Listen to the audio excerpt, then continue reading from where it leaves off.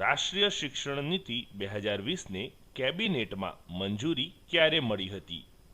Option જોઈ લઈએ. 26 જાન્યુઆરી 2020, 29 જાન્યુઆરી 2020, 5 September 2020, 29 September 2020. સાચો જવાબ છે ઓપ્શન બી, 29 જુલાઈ 2020. રાષ્ટ્રીય શિક્ષણ નીતિ 2020 મુજબ શાળા શિક્ષણનું માળખું શું છે?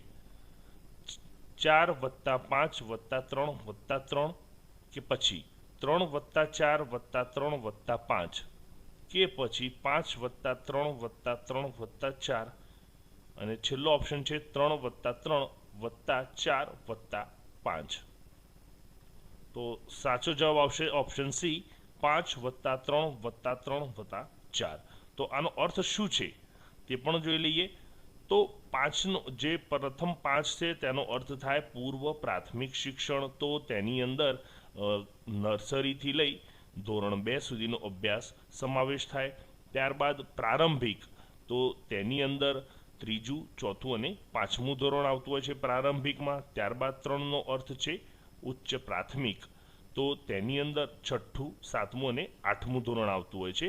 અને ત્યારબાદ 4 છે તેનો અર્થ છે માધ્યમિક, તો તેમાં 9, 10, 11 અને 12નો ધોરણ 12નો સમાવેશ થાય છે.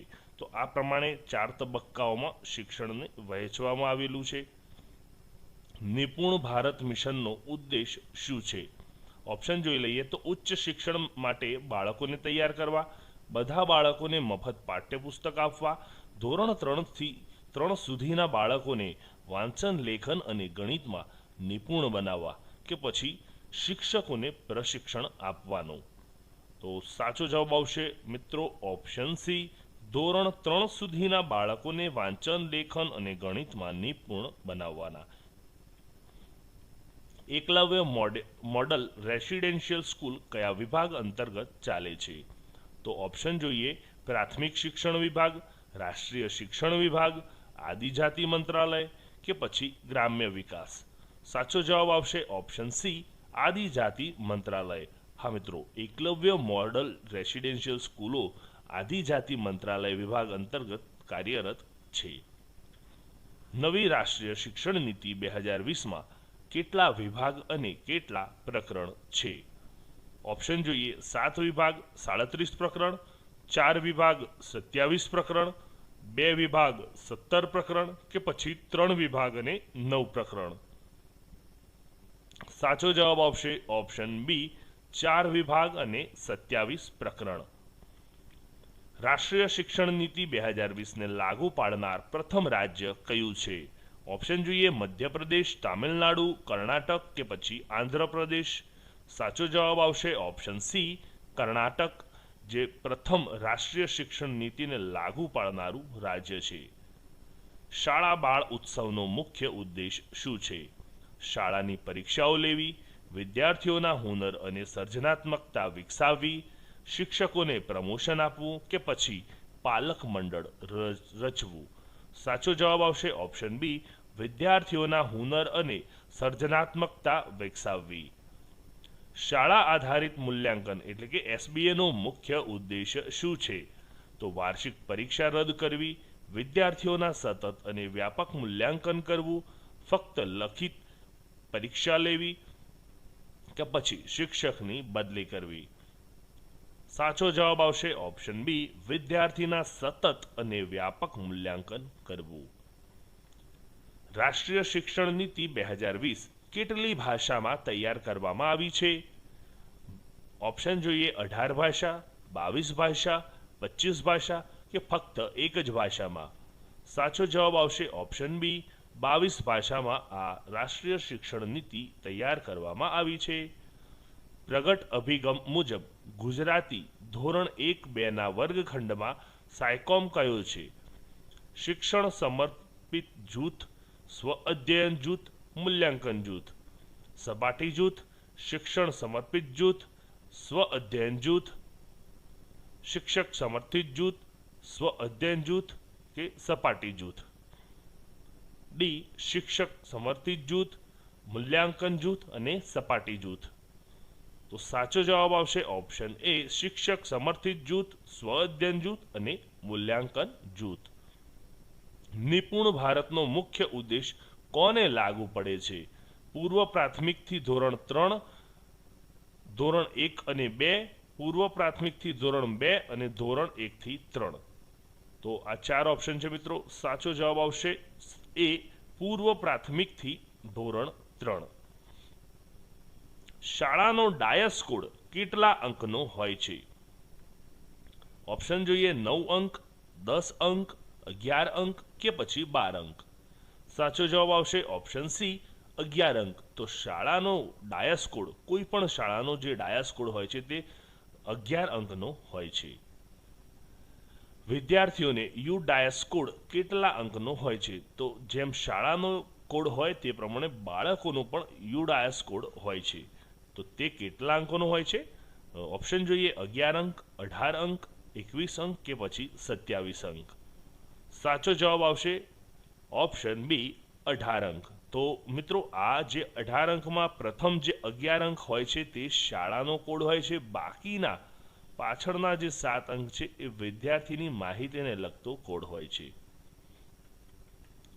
રાષ્ટ્રીય શિક્ષણ નીતિ 2020ના વિભાગ નંબર 1માં કેટલા પ્રકરણનો સમાવેશ થાય છે? 3 પ્રકરણ, 5 પ્રકરણ, 11 પ્રકરણ કે પછી 8 પ્રકરણ. સાચો જવાબ આવશે ઓપ્શન ડી, 8 પ્રકરણ. BALA એટલે કે બાલા પ્રોજેક્ટ શા માટે શરૂ કરવામાં આવ્યો છે?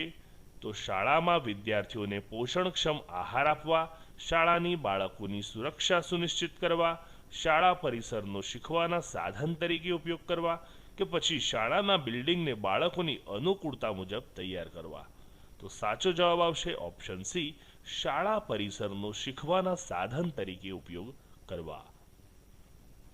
ધોરણ 6 થી 8માં 10 દિવસના દફતર વગરના તાસની ભલામણ કયા દસ્તાવેજમાં કરવામાં આવી છે?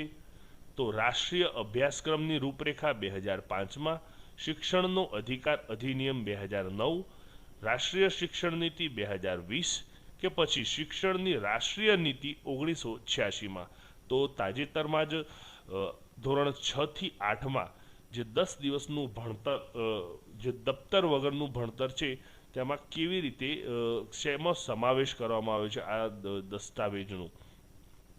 તો સાચો જવાબ આવશે ઓપ્શન સી, રાષ્ટ્રીય શિક્ષણ નીતિ 2020માં આ જે ભલામણ છે તેનો સમાવેશ કરવામાં આવ્યો છે.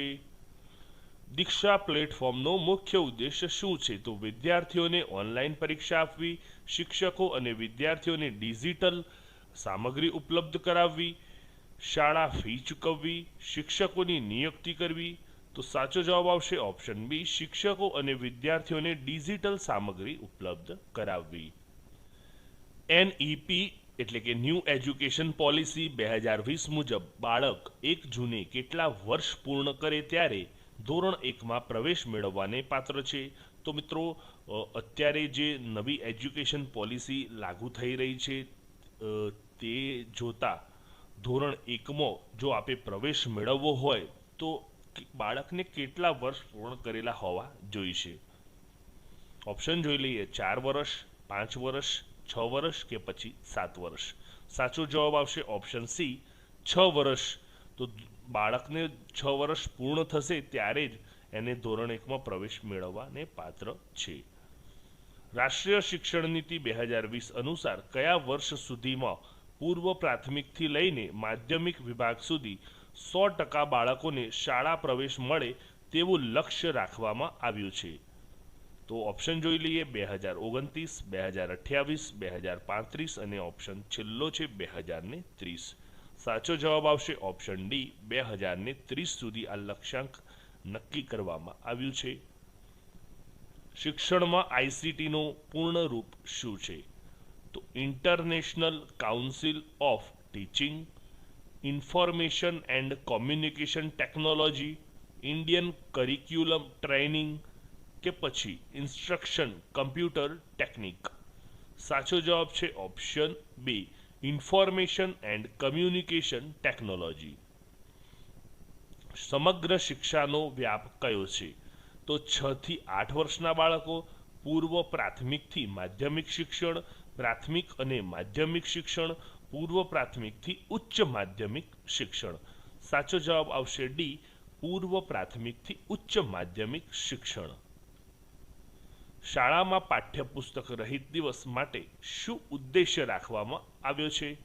તો અનુભવ આધારિત શિક્ષણ વધારવું, શાળા બંધ રાખવી, નવા પાઠ્યપુસ્તક વિતરણ કે પછી અનુશાસન જાળવવું. તો સાચો જવાબ છે ઓપ્શન એ, અનુભવ આધારિત શિક્ષણ વધારવા માટે આ પાઠ્યપુસ્તક રહિત દિવસનું આયોજન કરવામાં આવ્યું છે. શિક્ષણમાં નિષ્ઠા એટલે કે NISHTHA યોજનાનો ઉદ્દેશ શું છે? તો શિક્ષકોને સતત વ્યાવસાયિક વિકાસ પ્રશિક્ષણ આપવું, બાળકોને મફત લંચ આપવું, શાળાઓમાં કમ્પ્યુટર પ્રયોગશાળા સ્થાપવી, શિક્ષકોની પરીક્ષા લેવી. તો સાચો જવાબ આવશે ઓપ્શન એ, શિક્ષકોને સતત વ્યાવસાયિક વિકાસ પ્રશિક્ષણ આપવું. શિક્ષણની ગુણવત્તા સુનિશ્ચિત કરવા માટે કયું સંસ્થાન મુખ્ય રૂપે જવાબદાર છે? તો NCERT, SCERT, DIET, diet, CBSE. તો કયું જવાબદાર છે? સાચો જવાબ છે ઓપ્શન બી, SCERT. નિપુણ ભારત મિશન કયા વર્ષે શરૂ થયું હતું? ઓપ્શન જોઈએ 2018, 2021, 2022, 2020. સાચો જવાબ આવશે ઓપ્શન બી, 2021માં